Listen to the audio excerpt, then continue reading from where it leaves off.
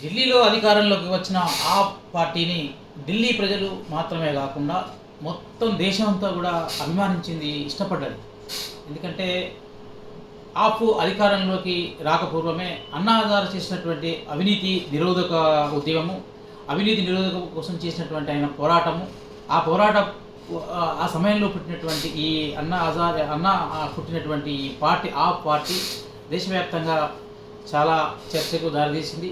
ఒక ఢిల్లీలోనే కాదది, అటు పంజాబ్లోనూ ఈ రాష్ట్ర ప్రభుత్వం ఏర్పడ్డది. గుజరాత్ లాంటి పెద్ద పెద్ద రాష్ట్రాలలో అనేక సీట్లను గెలుచుకున్నది. అంటే జాతీయ స్థాయిలో ఒక ప్రత్యామ్నాయంగా ఏర్పడేటువంటి పార్టీగా అది రూపుదిద్దుకుంటున్న క్రమంలో దీన్ని ఎలాగైనా ధ్వంసం చేయాలి అనేటువంటి కుట్ర బయలుదేరినట్టున్నది. ఎందుకంటే కాంగ్రెస్ రాను రాను కొద్ది కొద్దిగా కుంచుకుపోతున్న క్రమంలో ఆపు ఆ స్థానాన్ని భర్తీ చేస్తున్నది. ఈ సందర్భాన్ని రెండు పార్టీలు ఏ పార్టీ కూడా బీజేపీకి ఉండకూడదు అనేటువంటి దురుద్దేశం ఉన్నట్టుగా ఉన్నది. ఈరోజు సుప్రీంకోర్టు ఇచ్చినటువంటి తీర్పు సారాంశం, వీళ్ళ మీద కేసు పెట్టడం, మద్యం కేసులు పెట్టి వందలాది రోజులు జైళ్ళలో చేయడం, ఉప ముఖ్యమంత్రిని, తర్వాత ముఖ్యమంత్రిని, తర్వాత ఇతరులను, తర్వాత అనేక మందిని జైల్లో పెట్టి వందలాది రోజులను జైల్లో గడిపేటట్టు చేశారు.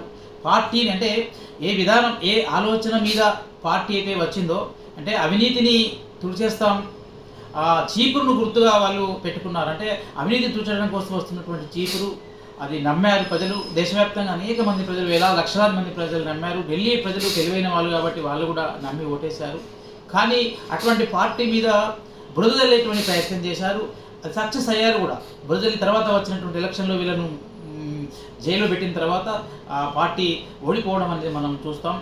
అయితే ఈ విధంగా అంటే కేంద్ర ప్రభుత్వము, ముఖ్యంగా కేంద్రంలో ఉన్నటువంటి బీజేపీ ప్రభుత్వము తమ చేతుల్లో ఉన్నటువంటి సిబిఐని కానీ, ఈడీని కానీ, రకరకాల ప్రభుత్వ వ్యవస్థలను, అధికారిక వ్యవస్థలను వాళ్ళు యాజమాయిజ్ చేయడం, మేనేజ్ చేయడం అనేటువంటి వాళ్ళ చెప్పు చేతుల్లో ఉంచుకునే ప్రయత్నం చేస్తున్నారని మనకు అర్థమవుతున్నది.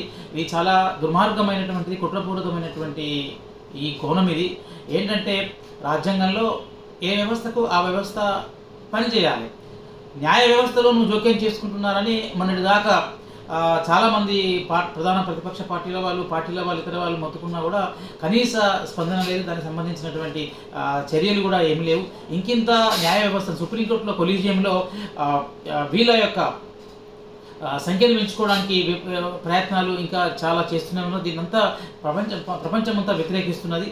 అంటే బీజేపీ ప్రభుత్వము ఈ మొత్తం అన్నిటినీ అంటే స్వతంత్రంగా పనిచేయాల్సినటువంటి వ్యవస్థలన్నింటినీ వాళ్ళు విధ్వంసం చేస్తూ వస్తున్నారు, తురబడే ప్రయత్నం చేస్తున్నారు. ఇది దేశానికి ఏమాత్రం మంచిది కాదు.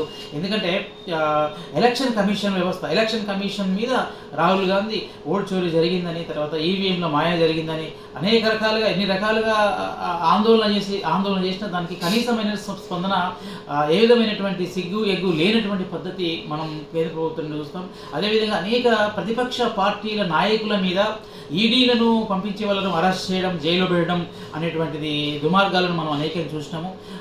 అదేవిధంగా న్యాయ వ్యవస్థలో జొరబడడం మనం చూస్తున్నాము. అది ఎక్కడ కూడా ఎందుకంటే వీళ్ళు నిజాయితీగా ఉందని చెప్పుకోవడానికి అధికారంలో ఉన్నటువంటి బీజేపీ ఎక్కడెక్కడైతే అధికారంలో ఉంటుందో అవినీతి అనేటువంటిది సర్వత్రా ఉన్నది, అన్ని రంగాల్లో ఉన్నది, అన్ని రాష్ట్రాల్లో ఉన్నది, అన్ని పార్టీలు చేస్తున్నటువంటిది. కానీ ఎక్కడ కూడా వాళ్ళ పార్టీలకు సంబంధించిన వ్యక్తులను కానీ ఎవరిని కూడా అనుమానించి కేసులు పెట్టేటువంటి ప్రయత్నం చేసిన దాఖలాలు ఎక్కడ లేవు. కేవలం ప్రతిపక్షాల మీద వాడుకోవడానికి ఈడీలు, ఈ సిబిఐలు ఇవన్నిటిని కూడా వాడుకునేటువంటి ప్రయత్నం చేస్తున్నది.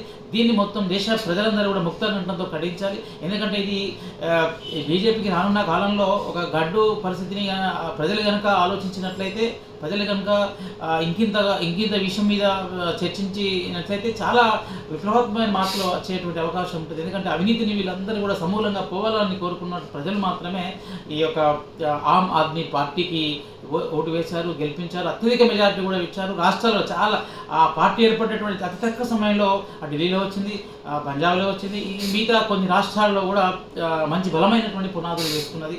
ఇలాంటి వ్యవస్థ అంటే ఆలోచన అంటే మధ్యతరగతి, ముఖ్యంగా మధ్యతరగతిలో ఈ యొక్క అవినీతి మీద తీవ్రమైనటువంటి ఆగ్రహం ఉన్నది. ఈ ఆగ్రహాన్ని ఇదంతా అబద్ధంతో అంటే ఏ విధానాలనైతే చెప్పుకుంటూ వచ్చిందో, ఏ అవినీతి నిర్మూలిస్తామంటూ చెప్పిందో అదే అవినీతిని ఈ ఆమ్ ఆద్మీ పార్టీ అంటగట్టే ప్రయత్నం చేయడంలో బీజేపీ అన్ని వ్యవస్థలను వాడుకున్నది, వాళ్ళు జైల్లో పెట్టింది. ఇప్పుడు కోర్టు నిర్ద్వందంగా తేల్చింది. ఇలా కోర్టు చెప్తున్నటువంటి మాట వాళ్ళను కేసీఆర్ మీద, మన ఆమ్ ఆద్మీ పార్టీ నాయకుల మీద కేసులు పెట్టి జైల్లో పెట్టడం అనేది ఇది లా ఆఫ్ ఆర్డర్కే విరుద్ధం, ఇది లాకే విరుద్ధం ఇది అని చెప్పి ఆయన చాలా స్పష్టంగా చెప్పింది. ఇప్పటికైనా బీజేపీ ప్రభుత్వాలు తన పద్ధతిని మార్చుకోవాల్సినటువంటి అవసరం ఉన్నది.